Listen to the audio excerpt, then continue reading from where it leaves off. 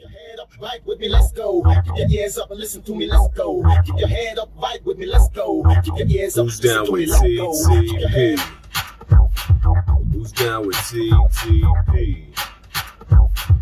You down with TTP? Who's down with TTP? Hey, real quick, here comes the breakdown.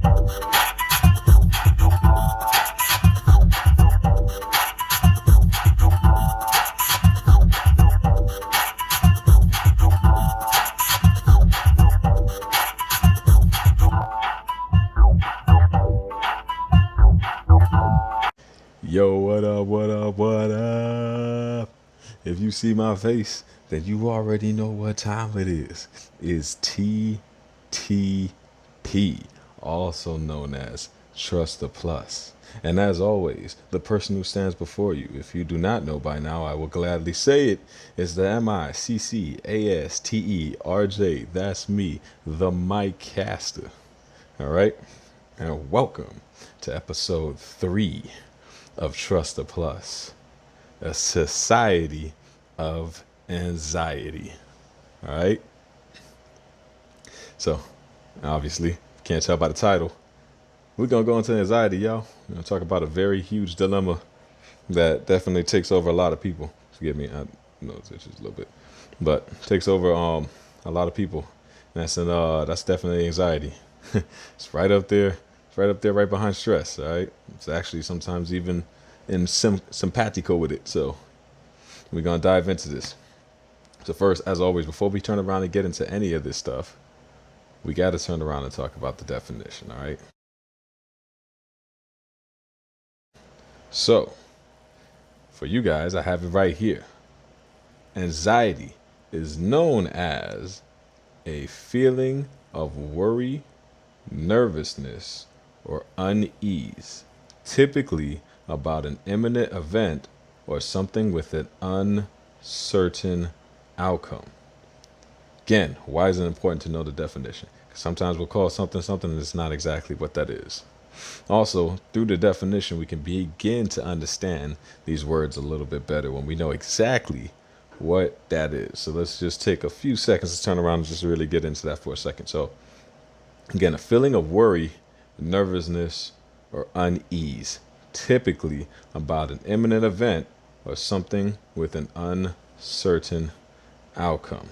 So it's just basically trying to pre-anticipate something that hasn't even occurred yet, hasn't even happened yet. And usually that uncertain outcome or unforeseen outcome that we see time and time again that usually plays to anxiety is usually one of a negative factor versus one of a positive. Us typically trying to think forward ahead of life, of our job, or whatever the obstacle may be, and trying to foresee that outcome ahead of time. If you can do that, you in the wrong profession. I'm just gonna tell you that right now. But oftentimes, by doing this and repetitively doing this, you start creating that sense of worry, nervousness, and unease, and also known as anxiety. So, understanding that is very important because it's just by these simple things that we start introducing anxiety into our life. And with that, we transition. So, have our sources here for today. One of the ways that it actually turns around and goes and talks about anxiety entering your life. Well, actually, before we get into that, one important thing that is actually turned around the states is that the Anxiety and Depression Association of America states that anxiety is the most common mental illness in the United States. So 40 million Americans, it's probably gone up even as we turn around and say that number. And so 40 million Americans, which is 18% of the population, 18 and older, struggle with some form of anxiety. That's what it says. The crazy part about that is not even just the sheer fact that it's 18% of the population, which I guess for some people listening to that, the number doesn't turn around to strike you as odd. But that's a lot of people, yo. Even though it's 18% of the population, just think about how many people are actually in America. All right, because it's definitely not millions. We passed that. So just for the sake of the fact that it's 40 million Americans, which is 18% of the population that's affected by this, should let you know how serious of a matter anxiety should actually be taken. Whether or not that percentage seems small to you or not, man, that's still way too many people. Now, the crazy thing about it, though, is although anxiety is actually registered as a disorder and is stated to be highly treatable, as this thing will turn around and tell you, and as the statistics will turn around and tell you, 1 out of 3 individuals struggling with anxiety will actually not ask for help to overcome it. And there lies in the problem of how it enters. So one of the biggest ways, as we start breaking this down, that anxiety definitely enters your life is that internalizing thing that we talked about, going back into stress, and even going back to when you're talking about your plus, protecting that Star of Bethlehem. For those of you who don't know what I'm talking about, I sure you go and watch the first video so you can kind of get up to speed with us. But it's on the plus. That star in the middle represents something. So it's your Star of Bethlehem. That you want to protect at all costs. And when you start internalizing stuff, you're emitting pressure on that star, which causes it to eventually burn out. All right? You're snuffing it out. You're snuffing out your light. It's basically the concept where I want you to turn around and kind of gear your mind to. And anxiety is good for that. Because the crazy thing about anxiety is that, unlike stress, where stress mainly wants to play mental and emotional games, anxiety not only plays mental games, but it starts attacking the physical aspect of you too. So it starts entering into the body, which is how it gets people to formulate more anxiety. Anxiety alone mentally is not, it can, but it's not really what mostly causes that stimulation of people to start already going, well, this is going to be bad. Something's going to happen. It's that initial attack to the body when it starts triggering other things, or starts causing other parts of your senses to start heightening up, that makes anxiety dangerous. So once it starts acting in the body internally is where it gets crazy. The other portion about this is anxiety is actually more likely to enter in women's life than it is for men. Now, you could depict that however you want to. It's very obvious reasons for that. So anxiety is for women, where stress is for men. So it's no surprise that anxiety encompasses women a lot, because a lot of times, most of the cases, we're going to keep it 100 in these conversations. Most of the cases, the people who's trying to turn around and try and stay ahead of stuff, always constantly trying to be ahead, or always trying to make sure or avoid situations, avoid problems and all that stuff. It's usually women. Guys, we just usually kind of walk into that, which is how we keep running into stress, which is that counter resistance. But women, you try to avoid it. And that is also equally as ineffective as just smacking straight into it. And, it shows. It shows in these statistics. It shows in what anxiety does to people. So, it's not like I'm making this up. There's proof. And then according to a site called helpguide.org, the crazy thing is anxiety is the body's natural response to danger, an automatic alarm that goes off when you feel threatened, under pressure, or are facing a stressful situation. Why is that important? Why did I read that? Because what people tend to forget is that anxiety is technically supposed to be a good thing. What? Yeah, anxiety is technically supposed to be a good thing. It's supposed to kick in when you're in the survival sense. It's what animals have. It's what triggers the gazelle to run, because it knows that the cheetah is near, or the lion is coming to pounce on it, or throwing whatever animal. It's supposed to be a survival instinct. However, when you start trying to use it in everyday aspects of your life, it starts becoming a hindering effect. That starts doing the opposite. So it starts having like physical and emotional symptoms that you start experiencing, as we talked about before, to just crazy levels. Like it just accelerates, just like how stress did. Anxiety does the same thing, which we'll turn around and go into here in about a second. So, like I said, anxiety tends to turn around and catch you in the most simplest of things. So even some of the examples that they got on here, like when you're going on a date, when you're taking an exam, when you're meeting a deadline. So now think about what I just told you about the fact anxiety is supposed to be a good thing and it's supposed to be a survival thing. And now think about the fact you're using a survival mechanism to turn around and engage in simple aspects of your life, like taking an exam or meeting a deadline or going on a date, which we're all guilty of. I'm definitely guilty of. I have bad anxiety with tests. I'm just be up front with you guys. I got a bad anxiety with tests.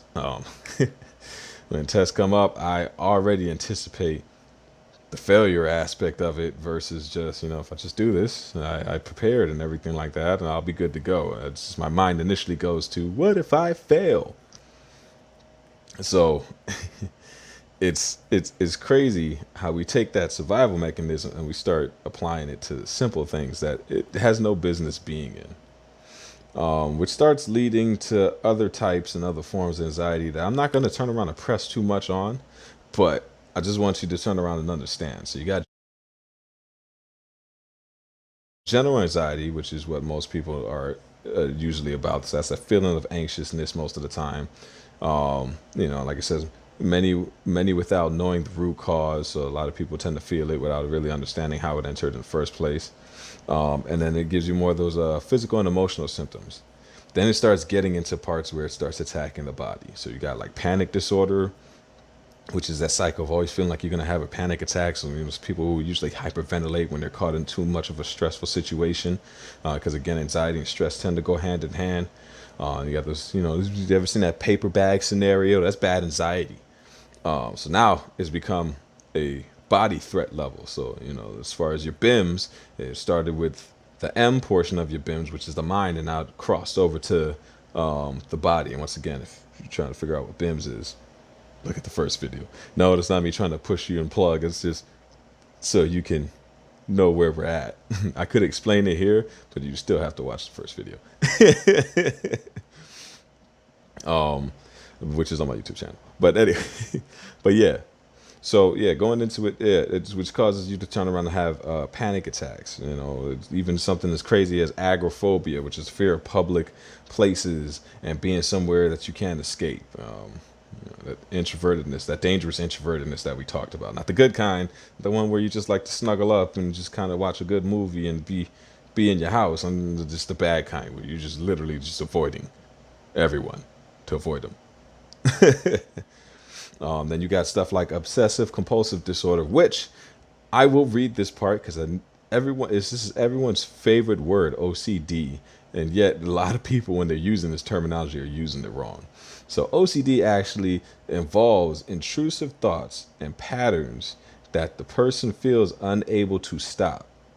It is constant worry and fear that something bad will happen if they do not repeat patterns or take part in compulsions. So in essence, just to shorten this down, if you can actually turn around and not do it one day and then do it the next day, it's probably not OCD. Like your mind, it's in order for it to be OCD, your mind has to alter itself completely to even remotely make headway to try and deal with it. Like it needs to feel this, it needs to do this, it needs to encompass this. Like for instance, I have bad food ECD, or for lack of a better term, I really have just problems with like staining my hands. So depending on things that it is, I will usually always end up washing my hands after something gets on my hands, or I'll try and wipe it, or I'll try and get it off. And it's really bad. Like it was really bad. It's gotten a little bit better, but it was really bad to where I just couldn't ignore it. Like I have to do it. Like immediately, as soon as it gets on there, I'm just already reaching for soap and everything, trying to get it off. That's OCD, because my mind can't comprehend it. And then even with trying to deal with it, I got it as simple as to, I can, when I eat my favorite foods, I don't have it as badly because I've subjected into my mind that this is the only time where this is acceptable. But I did that to trick my mind into that. Like that's OCD. I had to do something to try and get rid of those intrusive thoughts that was telling me that this is a bad thing. That's OCD. It's just you're not wanting the house to be dirty. It's not OCD. At least it's not enough of a level of OCD. It has to be something oddly specific that you just can't really go without. Like if the thought of a shirt on the floor made your spine tingle, like that would be going closer towards OCD. Anyway, moving forward from that. But you got stuff to where it turns around and turns into like phobias. So people actually literally start gaining actual fears. You can actually heighten and put yourself into a box where you're just so worried about things constantly all the time that you're just fearful of stuff. You're fearful of outcomes. You're fearful of what's coming next. You're fearful of situations. It's just like you're fearful of certain things that have brought you trauma. I mean, maybe it's brought you trauma. Now the sheer thought of it just kind of already puts your mind into a state of panic again. So that's one of the other ways of the enter. And of course, we always know the main form of anxiety, which is post-traumatic stress disorder. That's a form of anxiety. Even without having to read this article, most people are already familiar with that because that's a different level where the type of anxiety that an individual has after they witness or experience a traumatic event. So this is typically has the additional anxiety symptoms of nightmares, flashbacks, hypervigilance, isolation, and avoidance situations that remind the person of the event. So again, you stare at it and it creates triggers. So it creates that anxiety, that panic, just by looking at it, an X. It's kidding, it's a little jacked up, but you get it. You know, situation where an alley, something happened to you in a dark alley. I know it's really dark, but I told you this conversation is gonna be real. Something happened to you in a dark alley. For my military brothers and sisters, you came back from across seas, and you see a lot of crazy stuff. Anyone who's deployed and it's definitely gone to the Middle East, you've seen a lot of stuff that kind of makes you go, "Well, I'm glad I live here." Or you might, unfortunately, you might get caught in the crossfires of some of that stuff. So things like that create that PTSD, that anxiety, that form of anxiety to where now it's triggers. Like you see it and it's just instant panic. So these are ways that it can turn around and affect you. And we transition from that. I mean, to enter your body. So we transition from that to how it affects you. And then even going into stuff like, who. So I'm gonna read some of these off, just so you guys can turn around and hear it. I'm not gonna delve too far into it, but I do want you guys to turn around and hear it. So it's kind of more encompass who. So females are 50% more likely to experience anxiety. That's crazy. Definitely got to protect the females more from this. Adults and childhood victims of trauma, which we discussed already. Again, going back to stuff like PTSD, that children definitely experience trauma, bad parents, kids put in foster care because that system is not always perfect. All these things can be sources of trauma that create bad anxiety, or they now start associating other things too. People who have stress due to medical illness. And there goes that stress word. People who have let stress build up and have no healthy release. We talked about that when we say when stress starts getting to its highest form, it starts introducing other levels. Individuals with anxious personality types, or individuals who also experience anxiety along with, or individuals with a familial history of anxiety. And then, of course, individuals who use drug and alcohols, which we already know. That's how you get those ones who are trying to kick off, or they start relapsing and all the stuff like that, because just trying to not having those sources available to them creates that anxiety. It's supposed to be a blanket form for them, and without diving too further into that, it's a mechanism that they use to cope. So when they don't have it, it kind of makes them feel like they're going to experience something bad. Then you got, of course, we can't go into how it affects you without starting to talk about like medical causes of anxiety. So you got heart disease, diabetes, thyroid problems, such as hyperthyroidism or same thing, yeah, hypothyroidism, asthma, drug abuse, or withdrawal. And when I read those other two words, they were basically worded the same way. I don't know why they put two of them, but it was both hypo.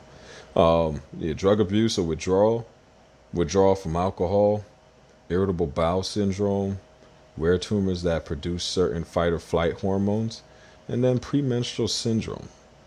So just off the back alone, again, anxiety completely different from stress. I mean, the stress did attack the body, but anxiety is all about the body. Yeah, you want to talk about killing? It's definitely a quick way to go out, because it creates bad habits. It creates systems where it kind of really messes you up, or it creates triggers that it makes your body react in ways that it normally wouldn't. Like the irritable bowel syndrome. Again, I'm gonna snitch on myself. I'm gonna keep it real, man. We're gonna keep it 100 in these conversations, right? Going back to that quiz thing. When I know I gotta take a test or a quiz, guess what I gotta do? I gotta take a shit. I gotta do number two. I'm gonna keep it real, man. I ain't trying to impress you. I'm trying to turn around and have a real conversation with you. I gotta poop, man. Every time a test or a quiz comes up, it's going down. I just instant number two, yo. No, man, that's just an example of that anxiety taking over yourself. Which just sucks. It sucks, man. It really sucks. Anxiety is definitely something powerful.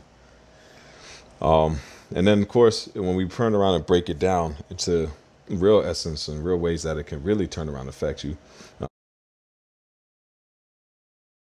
we come across obvious things like poor memory, focus, and concentration. So you already know, with bad anxiety, it gets hard for you to turn around and set your mind to one thing, because you're constantly always trying to anticipate. Your mind is always trying to get ahead, which some of you have probably already learned by now is very impossible to do.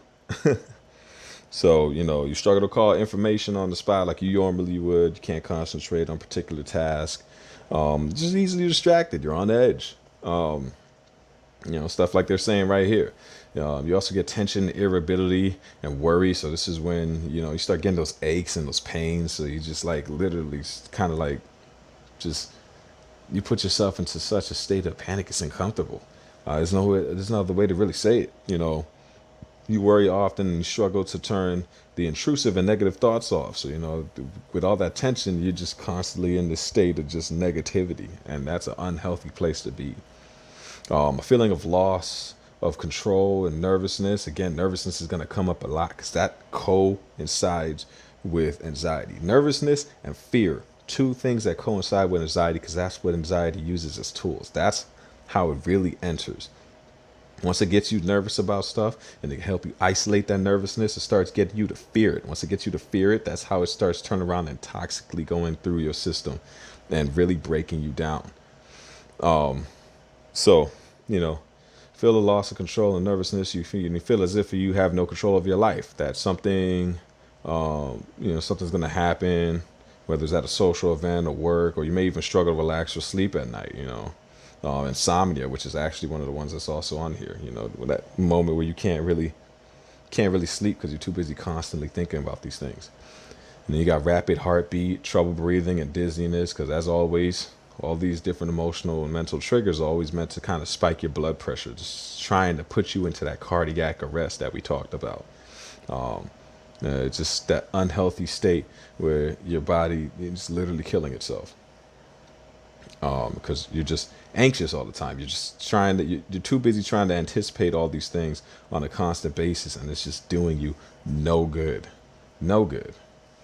That's that dizziness is usually what you would feel from that. Dizziness is definitely something you usually feel from anxiety. When you see people turn around and pass out, that's that dizziness that they're talking about.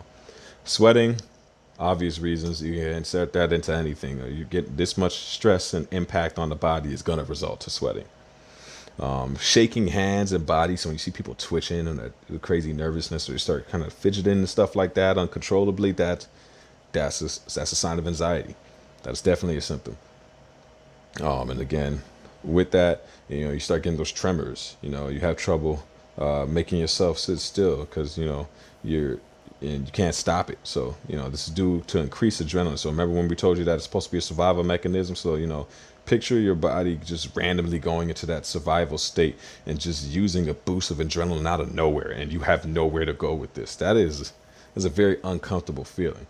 Because usually when you talk about adrenaline, you're trying to explode it. It got to be utilized. But now when you're using it in an unhealthy form, there's no imminent danger. You're not really going anywhere. You're not running from anything or trying to fight nothing or anything like that. And you're just kind of like sitting there bottled up with it. It's It's like pop rocks.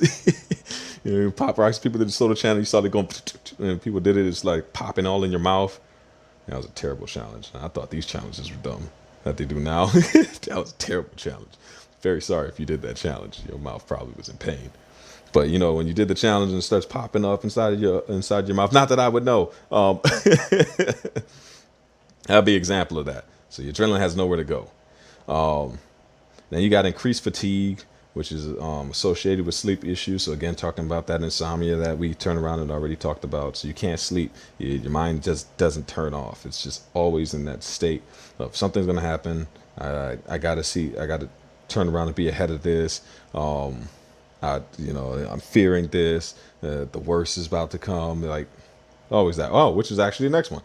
Fearing the worst, that should probably be the trade person of anxiety. That is, again, fear. If anxiety had a partner, it'd definitely be fear.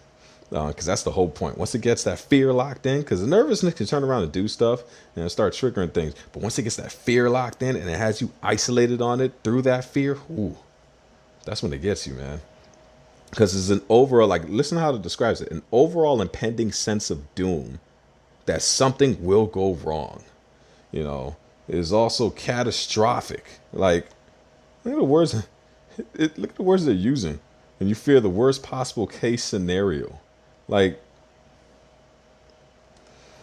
fear is unhealthy, y'all. And anxiety is definitely tries to capitalize on that, because that is usually where kind of people's resistance go out the window. When people start fearing, they stop resisting. And then that just gives anxiety more play and more room to just turn around and insert itself in your life more and more.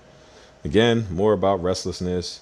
We talked about the physical aches and pains that you would start feeling. So some people can actually feel really bad anxiety to a point where they're unable to relax. Like they just fidget. They always bother. They got creaks in their neck and everything like that. All these things. Anxiety. Headache and migraines. So if you're a person that be getting a lot of migraines, you probably want to slow down yourself, because those are definitely signs of anxiety. So, and especially if you're a person who never really gets them, you're definitely getting anxiety. So if you don't never really get headaches, and I don't know where you just started getting headaches for the past couple of weeks, you're dealing with anxiety. So I hope that helps somebody, because you have anxiety now. And then nausea or vomiting, which is, people can become so anxious that they just, again, make their body sick. They just start, they just check it. It just all comes out. It's just all the doubts and the worries and frustration. And I'm just, it's just kind of, it sucks, because anxiety is not something that people intentionally turn around and try and do it. Like I said, it comes in just like simplest forms, and then it's just crazy how it takes over you, in ways that you wouldn't really expect. Like it just literally starts taking over the body. It's like a puppet, and just starts playing with different things. Oh, you'll do this. You'll do this now. Oh, you'll think about this. Oh, you'll think about this now. So I would definitely say anxiety is a heavy challenge that I know a lot of people face on a constant basis. And then from that, we transition, as always, to how to overcome. So let's try and keep this as simple as possible. So, learn to challenge and change negative thinking by understanding anxiety. So, again, a lot of what I do here is to get you to admit it, to say it out loud. Those challenges that I throw at you are not me being funny and I just turn around and do it. I really want you to do it. I want you to have these conversations. If nobody knows what you're feeling, how are you expressing it? Like, talk, tell people. Find, again, check your plus, man. Who's at your above all? Talk to them. Shout it out. If it's God, say it out. If it's your mom, turn around and talk to her. If it's your spouse, like talk to someone, but don't internalize it.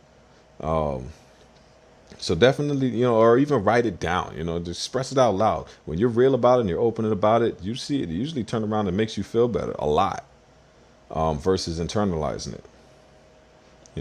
Work to accept what you can control. Focus on what you have control over and let go of what you don't. So again, a lot of anxiety A lot of where anxiety plays with people is people's want to try and always be ahead, try and be a step ahead. Except that there's some things that you can turn around and plan for, and there's some things that it is what it is. It's just not happening.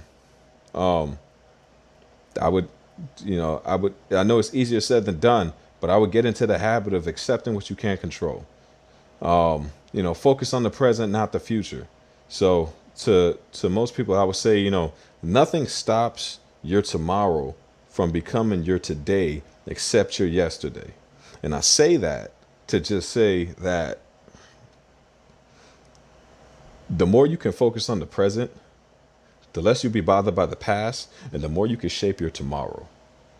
But if you're too busy trying to anticipate, trying to be ahead of whatever happened from before, and trying to ensure that it doesn't happen again to tomorrow, then you're nowhere in the present, and that already is a setup for failure. So I might want to kind of alter your priorities a little bit with that. And that's not just me saying it to you, it's me saying it to myself.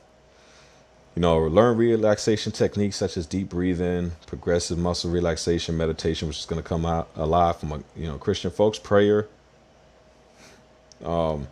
Utilize physical and emotional, mental and soothing grounding techniques, stuff that therapists can pretty much offer you, or things to distract yourself, like get a hobby, man. Like we talked about in our plus, on those branches, find things that lift your spirits.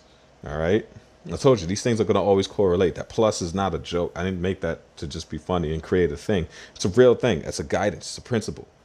And it helps with a lot of the stuff. It's the reason why I turned around and kind of created that and shared that with you guys. So utilize that, put stuff on the branches that help, develop healthy eating and exercises. Sometimes just eating bad overall, turn around and enhances that anxiety. It's weird. If we don't feel good, it just plays more into that. Especially with not being active. If we're not as active, it just plays more into that anxiety, that sadness, that worry, doubt. Get enough sleep at night. Learn good sleep practices, which I know is easy. It's hard. It's hard. It's because even now I'm still kind of sort of bad at this. With my 6 hours of sleep, I try to pass off.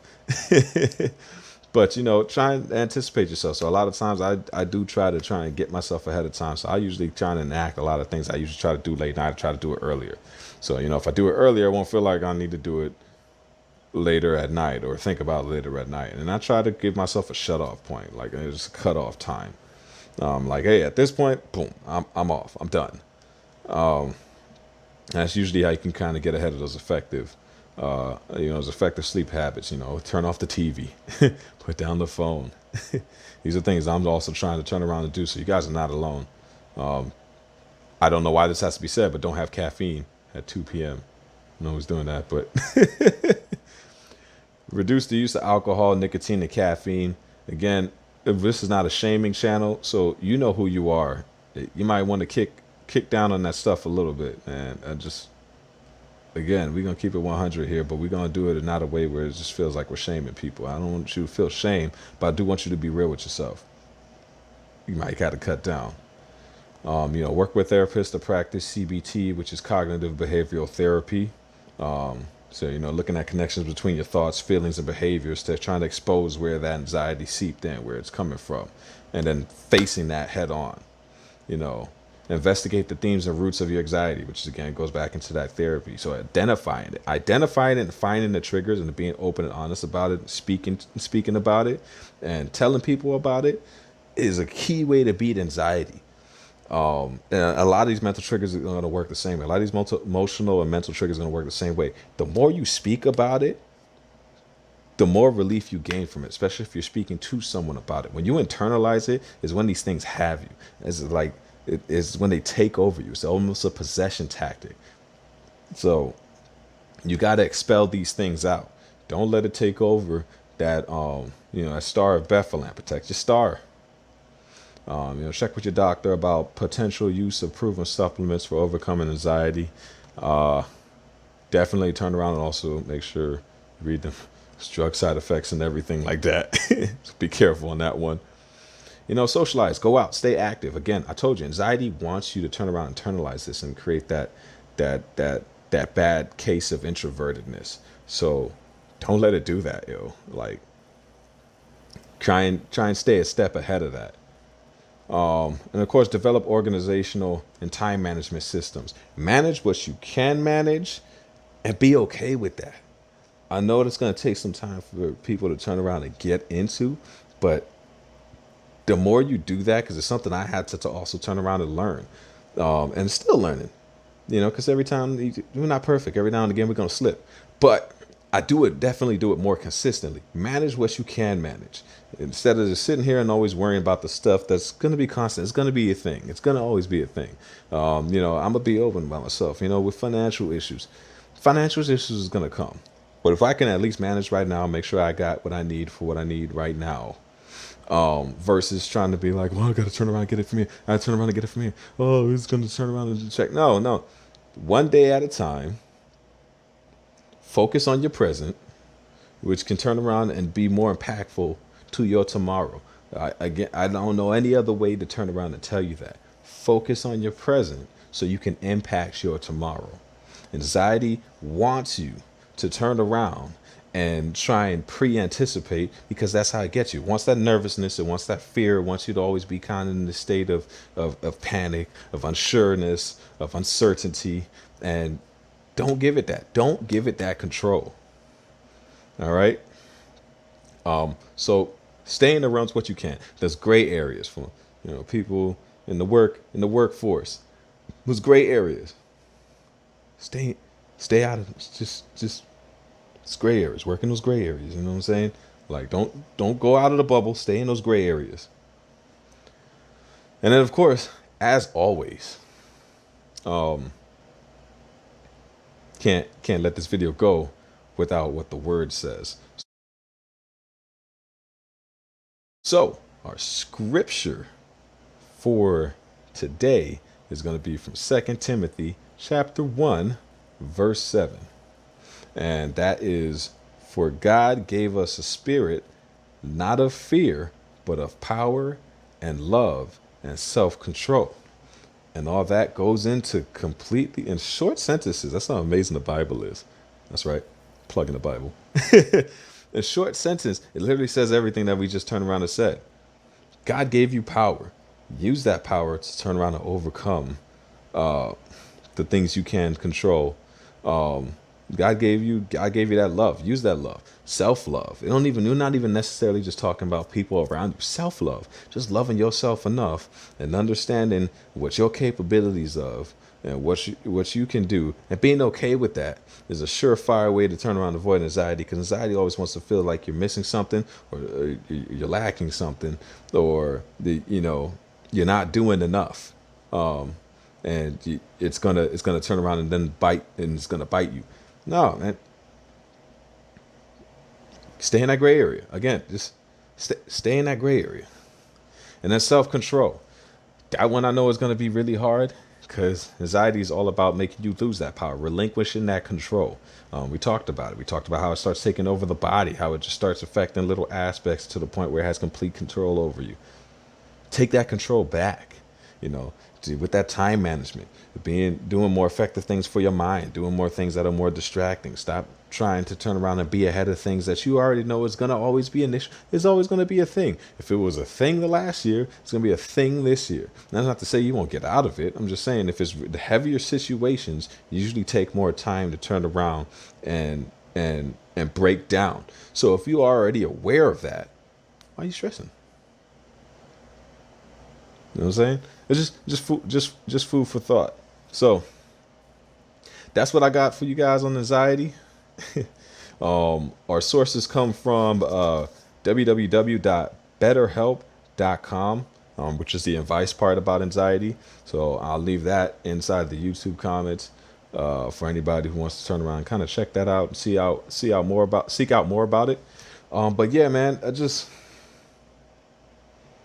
don't let anxiety take you over. Life is way too short to sit here and just be constantly focused on things that you can't control all day. We would be here all day long if I turned around and told you all the things that I wish I could control. We don't, man. We don't. It's the price of immortality, man. We can only do but so much, and you got to be okay with that, especially you ladies, because I told you it affects you the most. Some stuff you just can't control. You just got to just turn around and just go, you know what? We'll deal with it when we get to it. All right. So you guys can stay healthy. We need our ladies. So need you need to stop worrying about it. But as always, the person who stands before you once again is the MICCASTERJ. That's me, the Mike Caster. And again, this has been episode 3 of TTP, a Society of Anxiety. I hope you got some great information out of this. As you notice, I try to keep these videos more concise and more to the point. Doesn't mean there's not going to be a little fun inside of it, but I just want to make sure that I'm not, gravitated too much. There's such a thing as going too far into something to where I can just dive down too much, and I don't want to do that. I want you to get what you can out of it, and then use that in the aspects of your life. So that's all I got for you guys right now. Join me next week as we go into depression. That's about to hit some people really hard, and I know that because it's something that I personally have dealt with a lot in my life. All right, so definitely stay tuned for that. That's coming to you next Tuesday. But until then, we out. Peace. I love you. And remember, always trust the plus.